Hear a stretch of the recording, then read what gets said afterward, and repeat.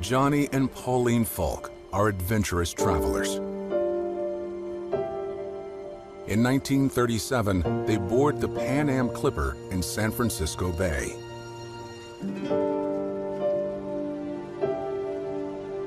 Pan Am has just begun the first commercial air service across the Pacific.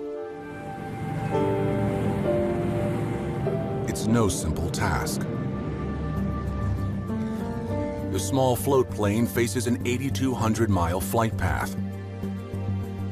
It pushes the limits of its range to fly between tiny dots scattered across the Great Sea.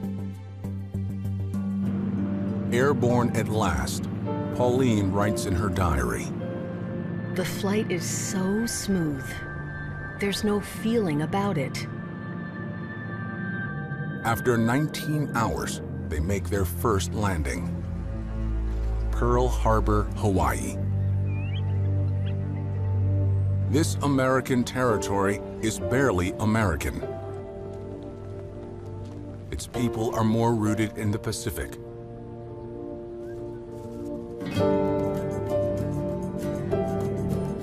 Next stop, Midway.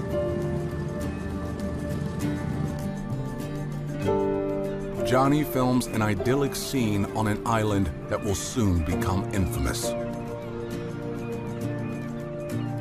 The Goonie birds are marvelous in the sand dunes.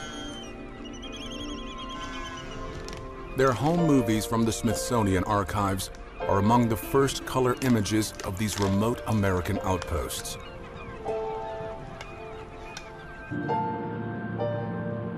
Then, Wake Island. It's uninhabited until Pan Am turns it into a first-class way station.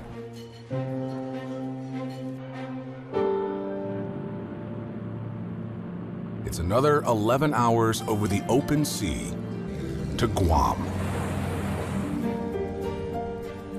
The most tropical place yet. Drove to Agana, the largest town. A small military base protects 20,000 American nationals. The Falks film smiling kids parading in uniform.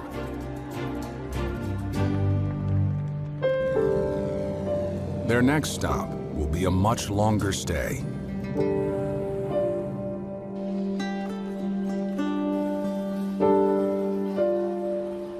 I find it difficult to leave Manila.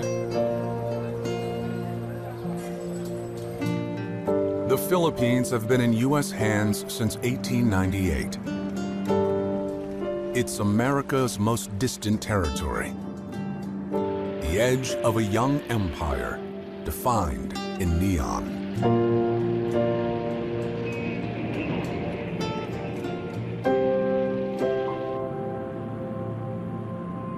Past Manila, the Falks finally escape America's reach.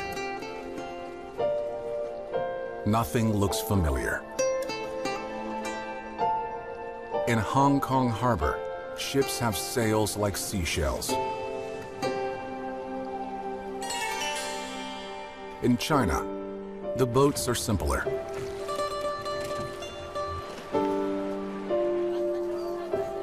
And the people are spellbinding.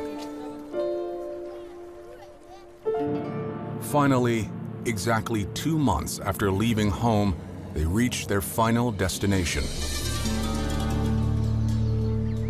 Japan.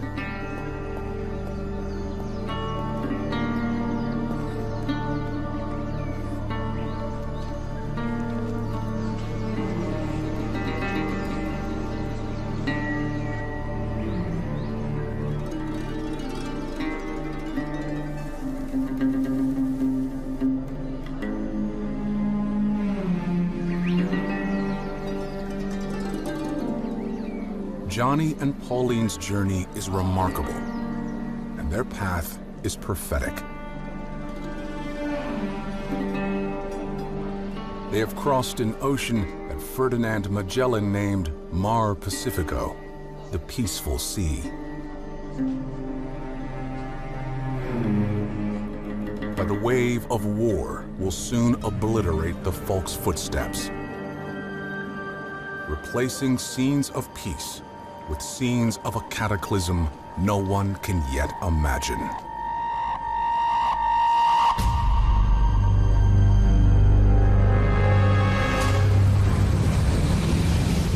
It looked like you're headed for hell, because you were. My heart was beating 1,000 times a minute. They didn't want to be captured. It was either us or them. Coming towards us was a Japanese plane just skimming over the water. My eyes were painting with oil, but we got a rope and were taken aboard. The beach was a mountain. We didn't think of ourselves as heroes. It's not just what I remember. It's what I'll never forget.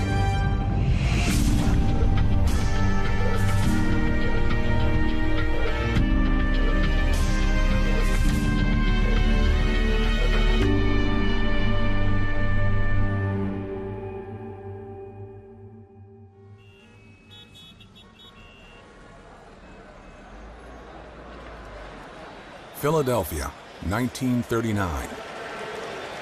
There's a buzz building inside Municipal Stadium. A marching band warms up the crowd on a chilly December day.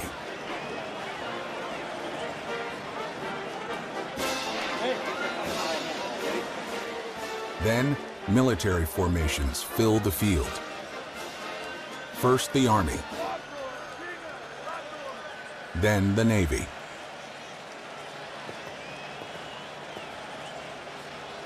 Once the field is clear, the battle begins.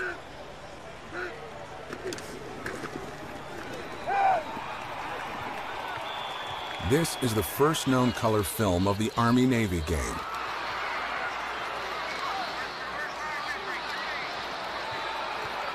Colonel Wilbur Dockham shoots from his corner seat.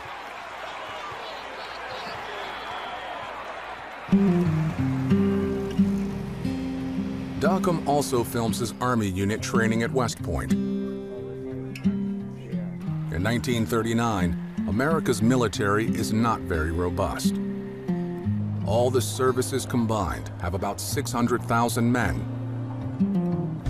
Back at the warehouse, everything looks dated, right out of World War I. The average foot soldier still carries a 1903 Springfield rifle. Training is sincere, but not always serious. I was a radio man. I only fired my rifle once, the whole damn time I was in the Army. The Army figures less than half of its troops are properly trained. They're barely literate. 75% haven't finished high school, and 41% never started it. Americans greet their military with a collective shrug. When Dockham's unit parades through town, few people stop to watch. It's more sideshow than show of force.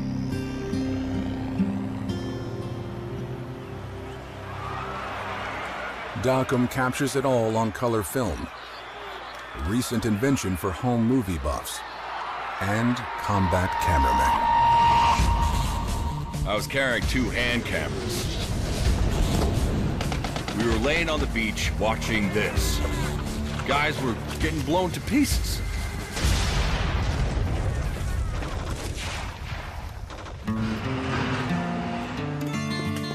In the 1930s, America is a fragmented society.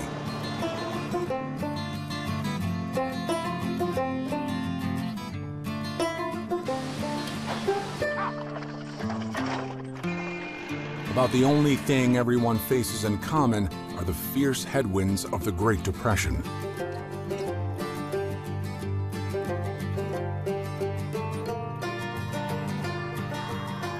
some of America's future soldiers are still school kids.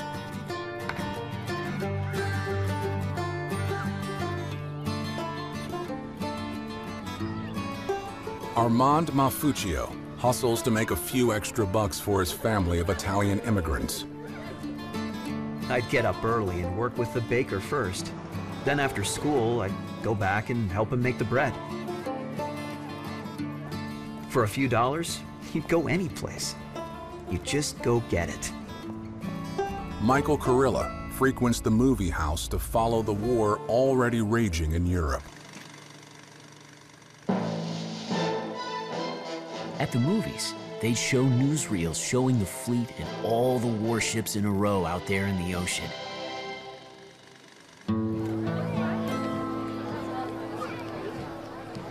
In 1940, Americans re-elect President Franklin Roosevelt, banking on his promise to stay out of the war. Many feel America should solve its own problems first. My dad didn't have any work.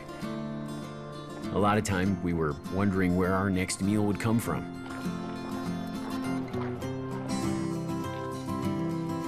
Most people think going to war will be an economic step backward. 2/3 think it will make the next generation worse off. America's focus is inward. Most live out their lives without venturing much beyond the horizon of their own needs. But in a few months, some will venture farther than they ever dreamed.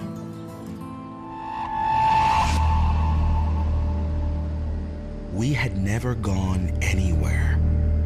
Once we got away from home, it was a different world.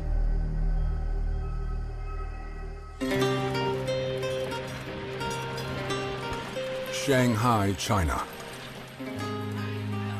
Here, cultures intersect. It's a Chinese city with an American and British settlement. Streets reveal a global mix of carts and cars. It's an international crossroads, but Japan has it in its crosshairs.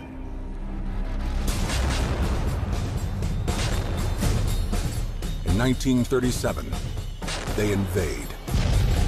Their own film shows parts of Shanghai crumbling in a heap. Japan seizes the Chinese portion, surrounding the Westerners. Then, Japan storms another city. They overwhelm Chinese forces within days, then massacre up to 300,000 citizens. It becomes known as the Rape of Nanking. The Chinese try to carry on amid the rubble. The horrors linger like ghosts.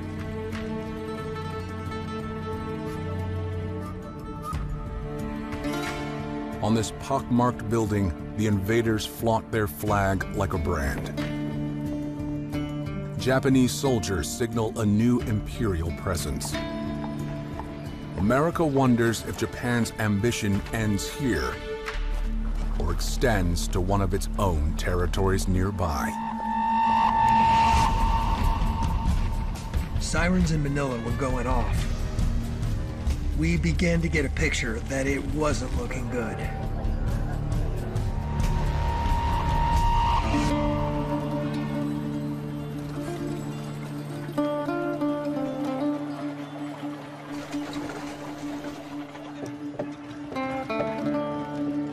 When the Falks visit the Philippines in 1937, they stay at the Manila Hotel, an upscale haven for expats and foreigners. As Pauline enjoys the warm breeze coming through the hotel window, another family is living upstairs in the penthouse. Little Arthur, his mother Jean, and his father Douglas. These are the personal films of General Douglas MacArthur. He's retired from the U.S. Army, winding down his career by serving as an advisor to the Philippine government. He oversees a joint force of 130,000 Filipino and American troops. With adequate protection, this country will flourish as a brilliant product of democracy. But protection is not adequate. Filipino troops are barely trained and poorly equipped. They had 6-shooter pistols, believe it or not. Colts. They were so old, you couldn't even get ammunition for them. Robert Brown admits his own American forces aren't much better off. We had World War I hand grenades. You could pull the pins and hit them with a baseball bat, and they would not go off. If war breaks out, the Philippines are in grave danger. MacArthur wonders why 16 million American nationals are barely protected. The apparent disinterest on the part of the United States is incomprehensible. But if Army officers are worried, they don't show it.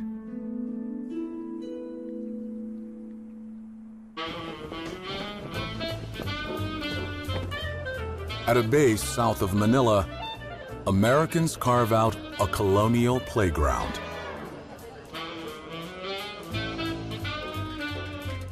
Recreation includes rousing games of bicycle polo.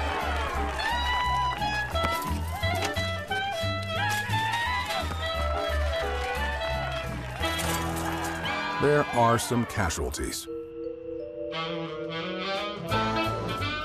An assignment in the Philippines appears to be mostly about fun and sun. Soon, it will be about survival.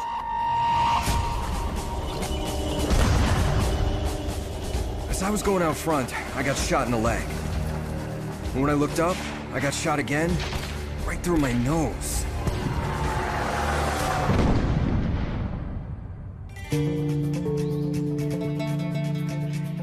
The epicenter of the coming earthquake is Japan. Its proud history stretches back 2,000 years.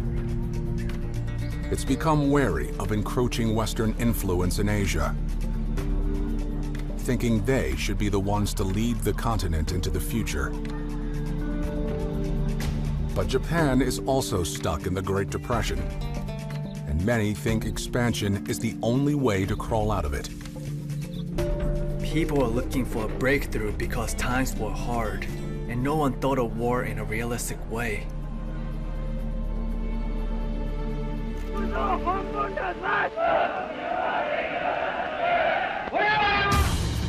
By 1940, the military controls Japan.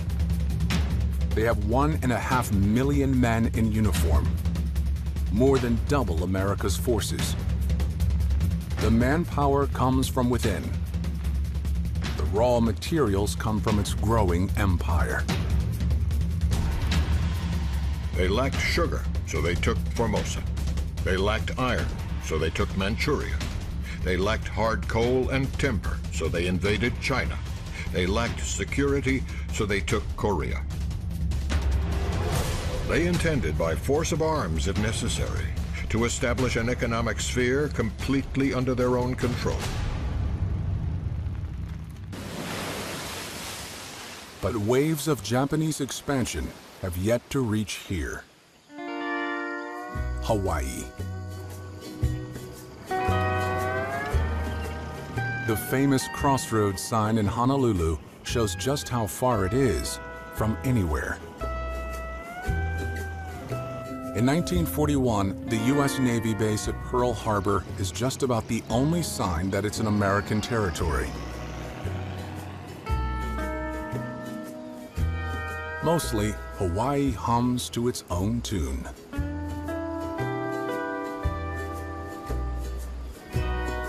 This is the pre-war footage of Francis Raymond Line, a traveling filmmaker. His color film unspools like a perfect travel brochure. We discovered a dozen rainbows, some even 2 at a time. our camera drank in scenes of the harvest and cattle being loaded by rope and derrick onto ships offshore at the Parker Ranch. Hawaii has its own way of doing things. It's not used to cultural convulsions. Change usually comes on the slow boat.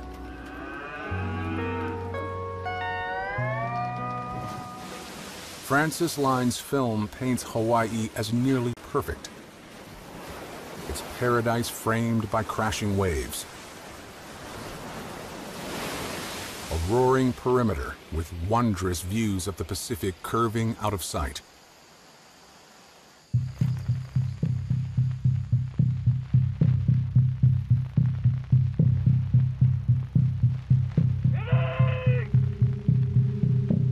Beyond Hawaii's horizon line, Japanese cameras film an armada secretly slicing its way through the Pacific. It's December 6th, 1941. The American military is on alert, but not up to speed. On this very day, one unit has no hand grenades to practice with. Instead, they throw eggs. Also, on December 6th, newspaper ads call on congressmen to keep America out of the war across the Atlantic. It's the other ocean that's about to explode. Pearl Harbor goes to sleep, innocent and unscathed, for the last time.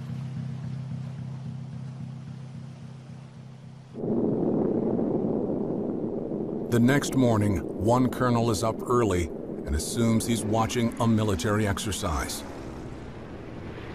Very realistic maneuvers. I wonder what the Marines are doing to the Navy so early on Sunday.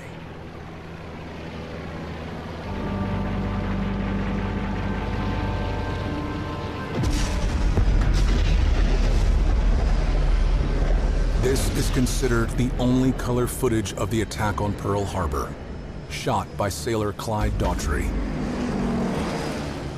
The film is badly damaged, but the chaos is clear.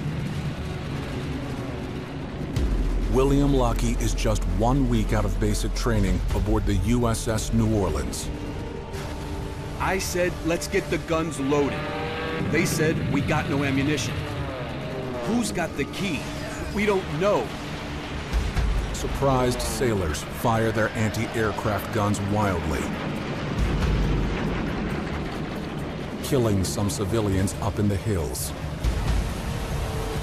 Radio stations begin shouting that it's not a drill. The city of Honolulu has also been attacked. It is no joke, it is a real war.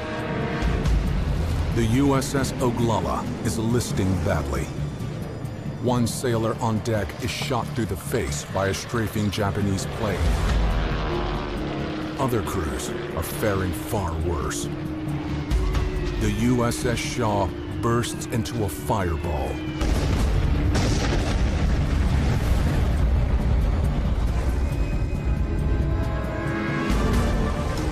The boys were out there in the water in all that oil.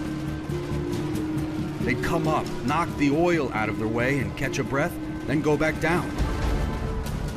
In 1 hour and 15 minutes, Japan damages or sinks 19 ships and kills 2,400.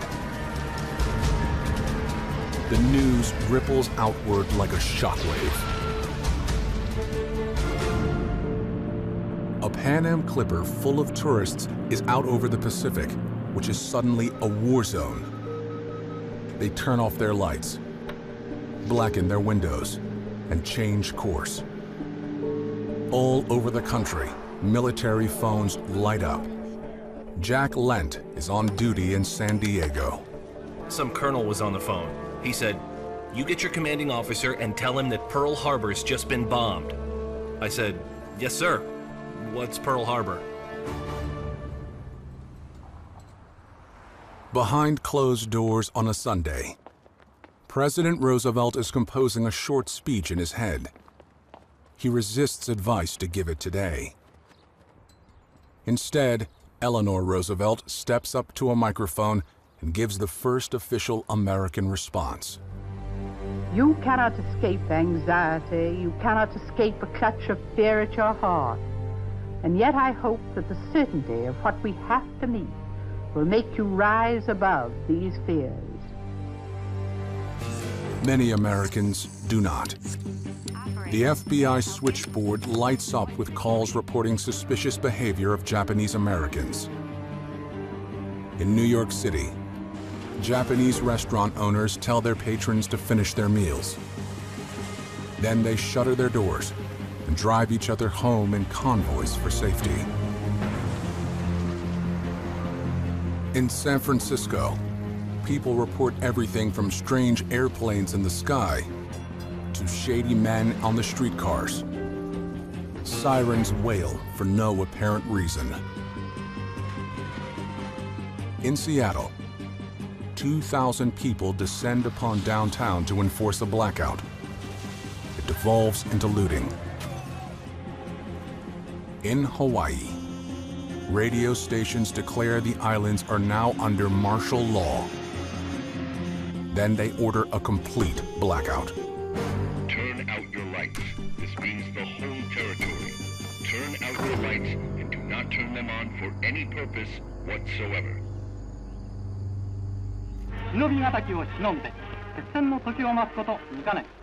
America is on its heels, and Japan isn't finished. The next 48 hours shock the world.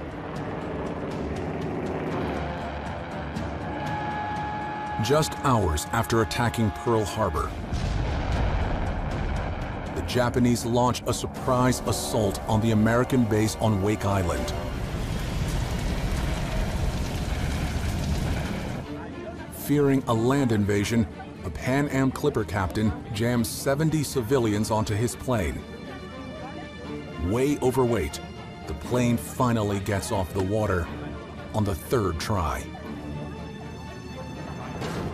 Then, Japan bombs the U.S. military base on Guam that the Folks filmed a few years earlier. In 3 days, they capture the island and take 20,000 American nationals prisoner. Also on December 7th, Japan invades the Gilbert Islands, a British colony. They also fall in 3 days. Japanese forces on the way back from Pearl Harbor shell Midway Island. Repelling fire drives them off, but not before the American base takes a hit.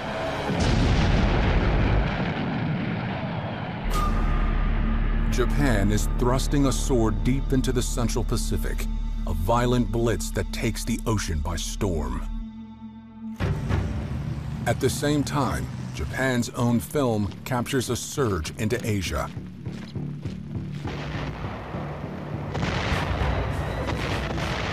They begin bombing the Philippines on December 8th. On the same day, they invade Thailand and soon roll into Bangkok. They attack the British colonies of Hong Kong and Singapore. And they storm the rest of Shanghai, overrunning the British and American enclave. Stuck on a small base in China is a company of U.S. Marines, now completely surrounded by the Japanese. Superiors order them to surrender without a fight. Sergeant Robert Smith marches into captivity as the victors switch out the flag. Look what's up there now. A flaming red asshole. Before the world can react, Japan cleaves its way into Southeast Asia. They light the fuse of war all around the Pacific.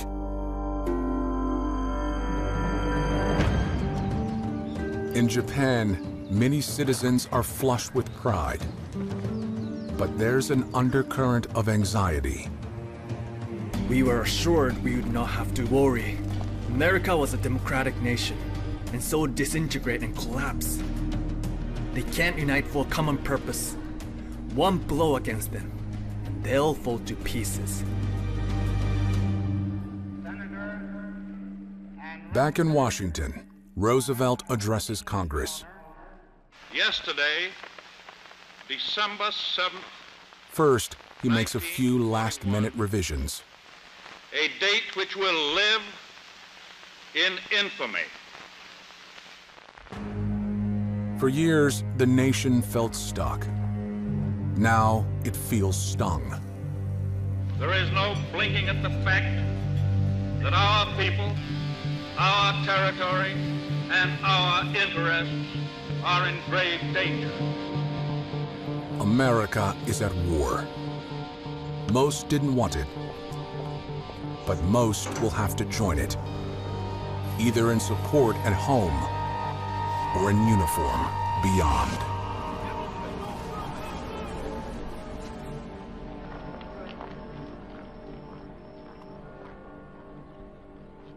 There were college men who joined the service that very day. They left letters with the manager of the dormitory and they took off. The feeling of the moment was, I would like to fly a plane and drop a bomb on the bastards.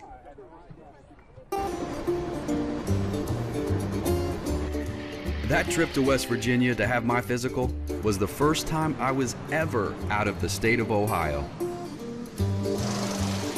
Roughest ride I ever had in my life.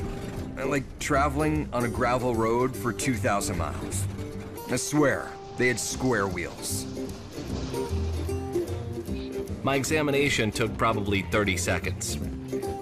Drop my pants, check forward and aft, check and see if I'm breathing. Son, you're ready to go. I didn't pass because the guy handed me a book and said, read the numbers. I only saw dots. He said, I can't take you. You're colorblind. I said, well, what am I supposed to see? He said a 3, 5, and 9. So I hitchhiked to Indianapolis, got in line. They gave me the same book, and I said, I see a 3, 5, and 9. They said, you're in. Armand Mafuccio, the kid who baked his way through the Depression, joins the Navy. They don't waste his talent. All we made was the bread, rolls, and desserts for the crew.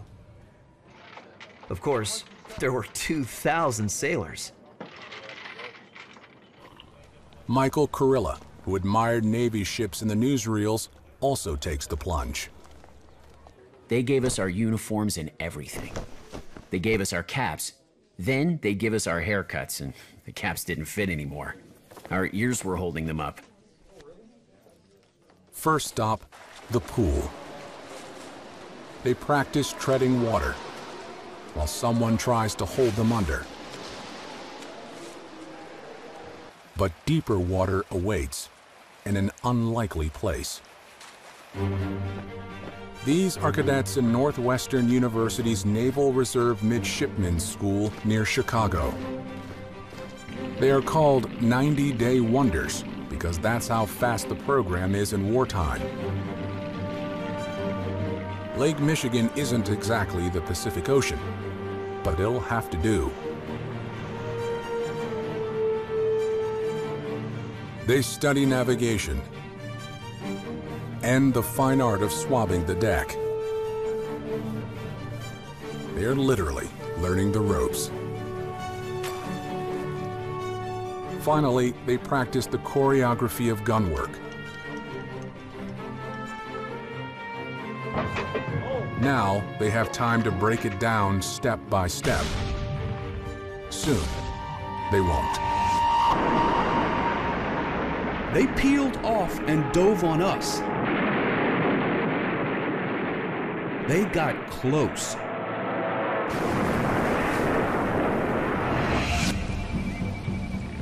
The Army picks a training spot that could at least pass for the Pacific: the Florida Swamp.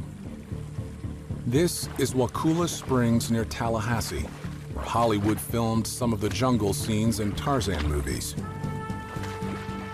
Now, the Army is filming its own recruits, trying to master an environment more common in New Guinea than North America. The horrors of Pearl Harbor inform a few of the drills. Smokescreen maneuvers, swimming around an oil fire. This is not the Army Thomas Bay had in mind. I chose the Army over the Navy because I'm scared of the water. I didn't know how to swim. No one quite knows what fighting across an ocean will look like. They ford a river by making a hand bridge of rifles. They use their tents and poles to make a supply raft. They practice hiding from the enemy with synchronized ducking.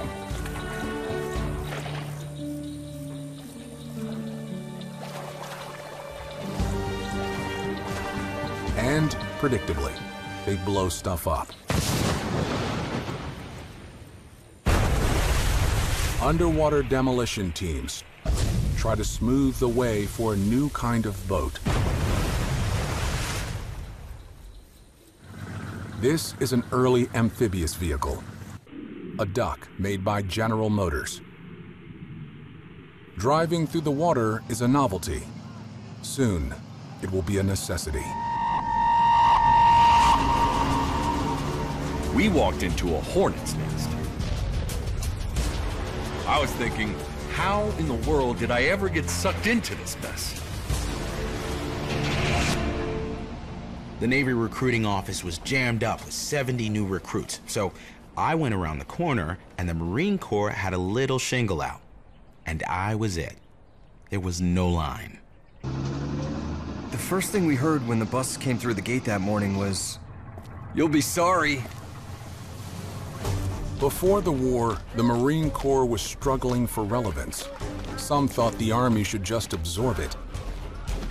It was a service without a purpose, derided as the foster home for Navy flunkies. The first 3 weeks were terrible. They insisted on teaching us how to walk, and I felt we already knew.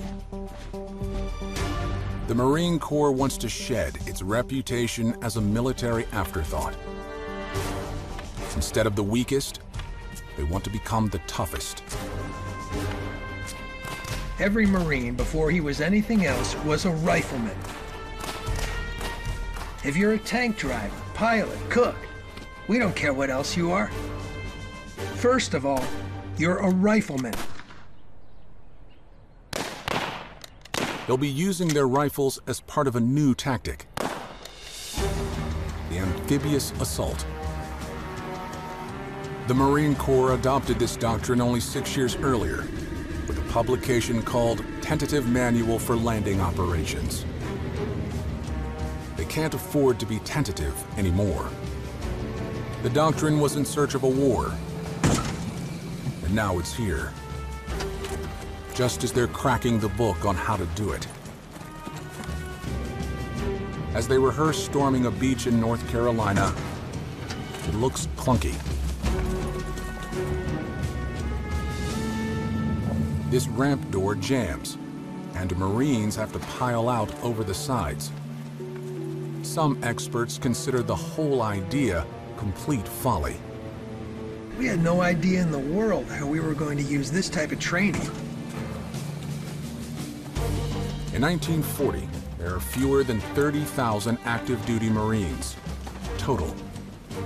In just 3 years, that'll be the number invading a single Pacific island. None of these guys can really see that coming. We just thought the Japanese couldn't possibly carry on a very long war. We thought it would be over in a matter of weeks. The Japs whipped us for 3 solid weeks. We couldn't move more than 2 yards a day. It was just hell, day and night. This is your ship. Look at her. She's a symbol of our American industrial skill. That skill is now under the gun. The Navy needs thousands more ships. Fast. In Portland, Oregon, shipyards grow like weeds. Industrialist Henry Kaiser owns 3 of them. This is Kaiser's own film of his Portland operation. He builds mostly Liberty ships, cargo and transport vessels that will carry the war across the Pacific. Workers come from all over the country, men, women, and entire families. Kaiser builds a town near Portland just to house them all, Vanport City, population 42,000. Many just call it Kaiserville. By the end of 1941, nearly half of America's heavy industry workforce is working on defense contracts. Bullets in Indiana, rivets in Kansas City, parachutes in Utah. But not all war weapons are built from scratch. War had exploded over the entire world. Every Pan-American route was now a war route. The Pan Am Clipper, the same airplane that brought the Fox to Asia in peacetime, becomes a wartime workhorse. They're still the only planes that can carry a big load across an ocean, so the company becomes a de facto wing of the U.S. military. And all crews get new uniforms to match. As soon as I was outfitted in these uniforms, they took my picture from my personnel folder. We called them our obituary photos. You can guess why. As Clippers get baptized into war with a new camouflage paint job, the world awaits Japan's next move. It's eyeing up more islands to expand its empire. Java and Timor have important resources to harvest. Standing in the way is the small air and naval base in Darwin. On a sunny Thursday morning, Japan slashes into northern Australia. By the time sailor Monty Tuckerman grabs his camera, the Japanese planes are gone. It's the only color footage of the raid on Darwin, a surprise attack considered to be Australia's Pearl Harbor. With one big crash, they dropped their entire loads. With a noise like the roll of heavy thunder, red and yellow flame shot into the air. 11 ships belch out their last breath of acrid smoke before disappearing undersea. The Japanese don't stop at the harbor. They bomb buildings in town. People run for the hills, fearing a land invasion. The attack kills 235 and injures hundreds more, all in a town of only 2,000. Clouds of war now rise over a nervous Australia, a nation right in the shadows of an expanding and unpredictable empire.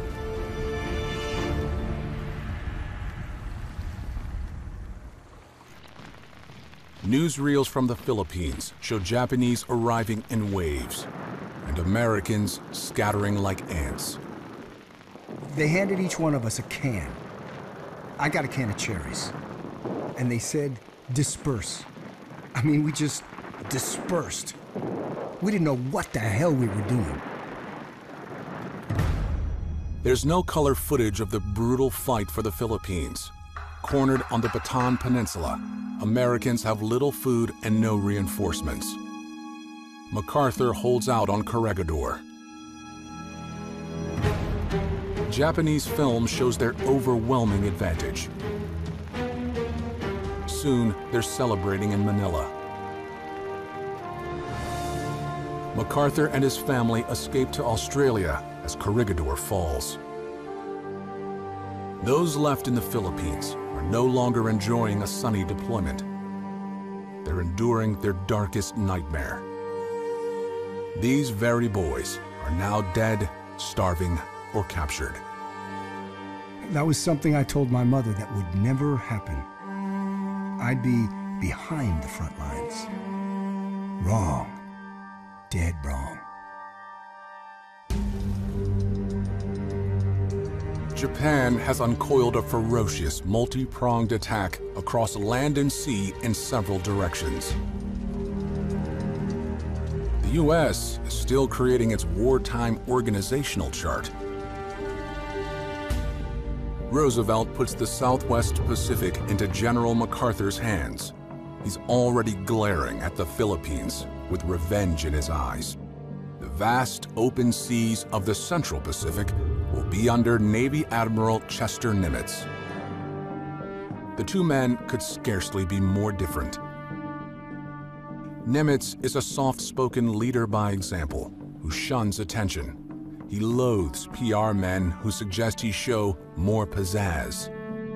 In contrast, MacArthur is a man of sweeping statements, grand gestures, and a fondness for any recording device that can capture them. These top men from the Army and Navy now have the Pacific War on their shoulders. Like the football game between their services, it'll be part camaraderie, part competition. But their boss calls the first play.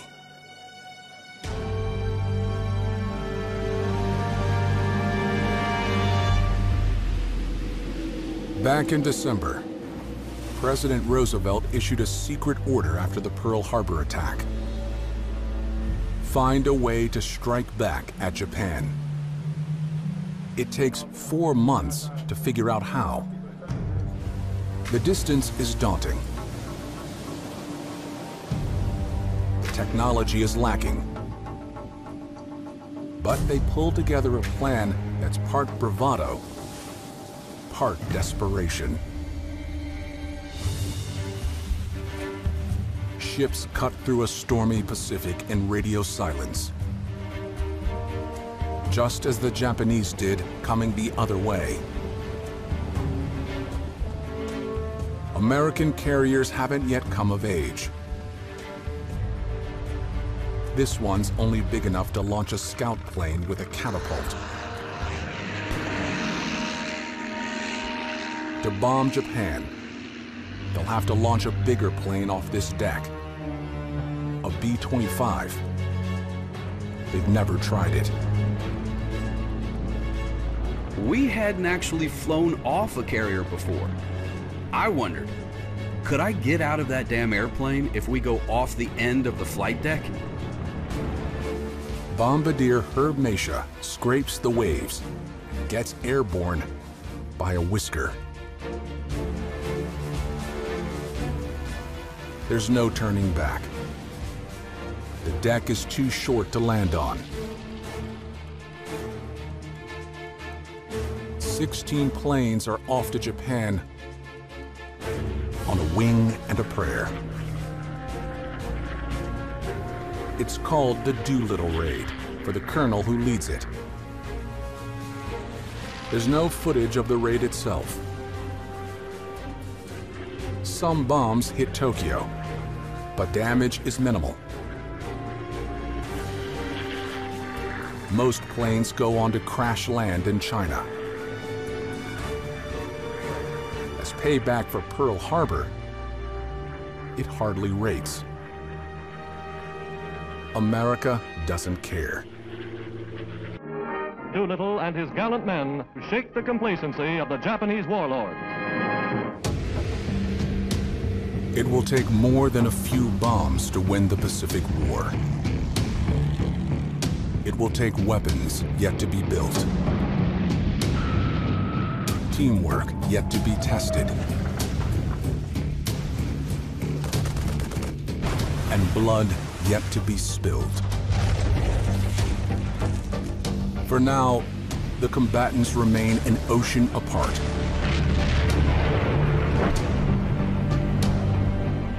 But soon, the Pacific War will move beyond rushing across the sea for sneak attacks. Instead, it will collide with gruesome force, with young men meeting face to face to slug it out. I was scared to death. Ice water in my veins. The only reason I could move was because the rest of them were. I am pleased to think that I will die in true samurai style. I feel now like a full-fledged warrior. The stakes are unblinkingly clear. Succeed and control a third of the globe. Fail and crash into the abyss.